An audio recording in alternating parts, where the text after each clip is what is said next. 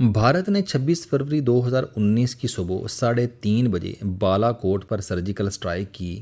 Indian pilots کا ہدف مدرسہ تھا، لیکن وہ خوف کی وجہ سے وہاں پہنچ نہیں سکے اور جنگل میں بم گرا کر واپس بھاگ گئے۔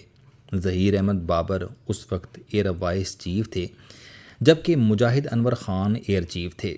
ظہیر احمد بابر اسی رات فوری جواب دینا چاہتے تھے۔ ان کا خیال تھا کہ ہم آج خاموش رہے تو بھارت بار بار یہ کرے گا، لیکن آرمی چیف جنرل باجوہ نے روک دیا۔ ان کا کہنا تھا کہ صبح وزیر اعظم کے ساتھ میٹنگ کے بعد فیصلہ کریں گے۔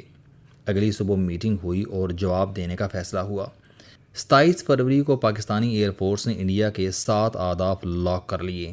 ایک ہدف میں ان کے آرمی چیف بپن راوت بھی موجود تھے۔ پاکستانی پائلٹس نے ان کے بنکر سے ذرا سے فاصلے پر بم گرا کر انہیں اطلاع دے دی کہ ہم آپ سے دور نہیں ہیں، اور پھر ہمارے جہاز واپس آ گئے۔ بھارتی جہازوں نے پیچھا کیا۔ پاکستان نے ان کی کمیونیکیشن جام کر کے انہیں نشانہ بنا لیا۔ بھارت کا ایک طیارہ بھارتی حدود میں گر گیا، جبکہ دوسرا طیارہ پاکستانی آزاد کشمیر میں آ گرا۔ یہ طیارہ MiG 21 تھا اور اس میں ونگ کمانڈر ابھینندن سوار تھا۔ یہ گرفتار ہو گیا۔ ایئر فورس میں ونگ کمانڈر سینئر افیسر اور ٹرینر ہوتا ہے۔ یہ طیارے اڑانے والا آخری رینک ہوتا ہے اور یہ جوان پائلٹس کا گرو اور ہیرو ہوتا ہے۔ اگر اس کا طیارہ گر جائے یا یہ ایجیکٹ پر مجبور ہو جائے تو یہ بہت بے عزتی ہوتی ہے اور فورس کا مورال مکمل طور پر بیٹھ جاتا ہے۔ ونگ کمانڈر ابھینندن کے ایجیکشن نے بھارتی ایئر فورس کو پوری دنیا میں بے عزت کر دیا۔ پاک فوج نے آفیسر کی حیثیت سے اسے بہت عزت دی۔ میڈیکل ٹیسٹ کے بعد جب اس کا انٹرویو شروع ہوا تو اس سے فوج کے ایک جونیئر افیسر نے پوچھا، سر آپ نے ایجیکٹ کیوں کیا؟ میں کہانی آگے بڑھانے سے پہلے آپ کو یہ بتاتا چلوں کہ جہاز سے ایجیکٹ ہونا کسی بھی پائلٹ کے لیے موت سے بدتر ہوتا ہے۔ یہ اس کے بعد دنیا میں کسی جگہ منہ دکھانے کے قابل نہیں رہتا، اور اگر یہ کام ونگ کمانڈر نے کیا ہو تو پھر یہ پوری فورس کے لیے مرنے کا مقام ہوتا ہے۔ یہ شخص جوان پائلٹس کا استاد اور ہیرو ہوتا ہے، اور اگر ہیرو ہی موت سے ڈر جائے تو پھر فورس کا کیا مورال بچے گا؟ لہٰذا ونگ کمانڈر ابھینندن سے یہ سوال بنتا تھا۔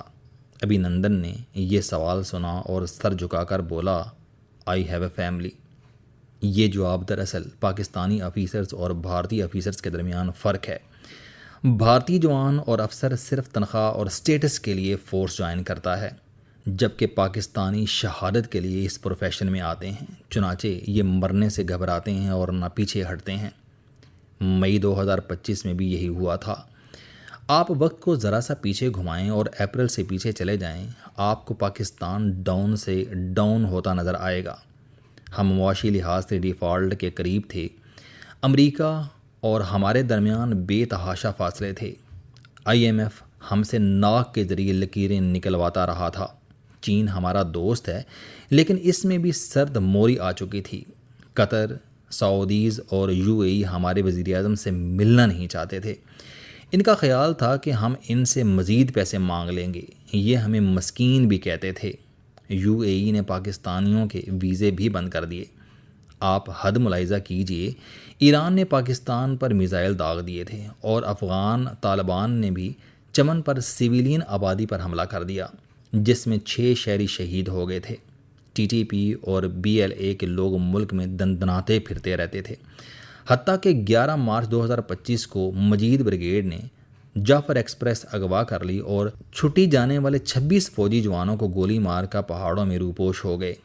پاکستان کے اندر بھی سڑکیں گرم تھیں۔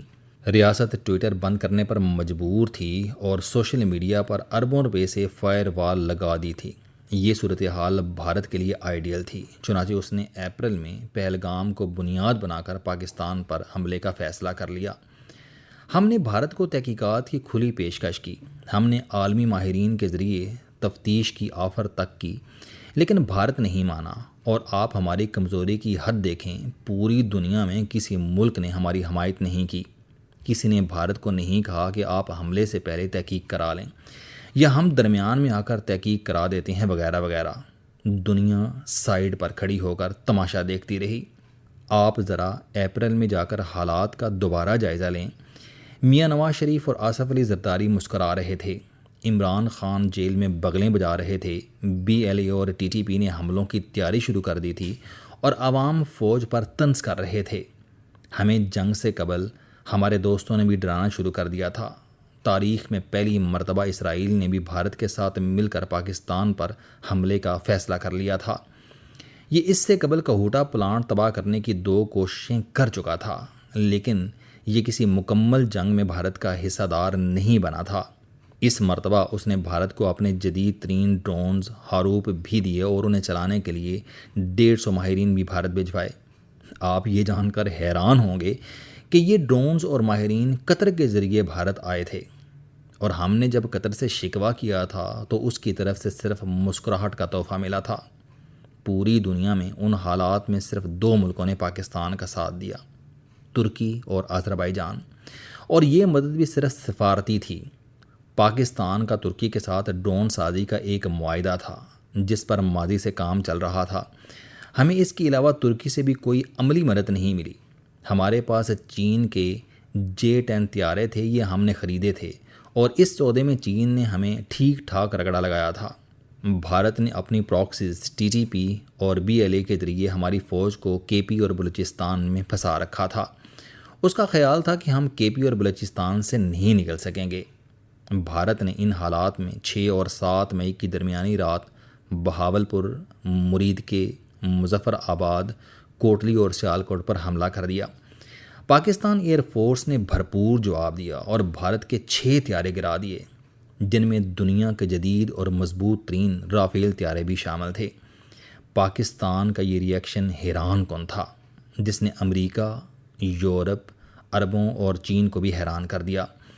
دنیا اگر اس وقت بھی نیوٹرل ہوتی تو یہ پاکستان کے ساتھ کھڑی ہو جاتی، لیکن جیت کے بعد بھی ہمیں رگڑا لگایا گیا۔ امریکہ اور عرب دوستوں نے ہمیں سمجھانا شروع کر دیا کہ آپ خاموش ہو جائیں، ورنہ بھارت آپ کو بہت پھینٹا لگائے گا۔ 9 مئی کو سعودی عرب کے نائب وزیر خارجہ پاکستان آئے اور ہمیں مشورہ دیا کہ آپ جنگ کو مزید آگے نہ بڑھائیں۔ انڈیا نے بہت تیاری کر رکھی ہے، یہ آپ کو زمین کے ساتھ لگا دے گا۔ لیکن field marshal general Asim Munir کا جواب تھا کہ آپ کا مشورہ سر آنکھوں پر، لیکن ہم نے فیصلہ کر لیا ہے، ہم حملے کا جواب ضرور دیں گے۔ جواب کلیئر تھا، لہٰذا سعودی نائب وزیر خارجہ سعودی عرب واپس چلے گئے۔ رخصتی کے وقت ان کی باڈی لینگویج بتا رہی تھی کہ ٹھیک ہے، آپ اگر مرنا چاہتے ہیں تو پھر ہم کیا کر سکتے ہیں۔ 9 مئی کو امریکہ کے نائب صدر JD وینس نے فاکس نیوز کو انٹرویو دیتے ہوئے کہا تھا، یہ بہاڑ میں جائیں، یہ ہمارا مسئلہ نہیں ہے۔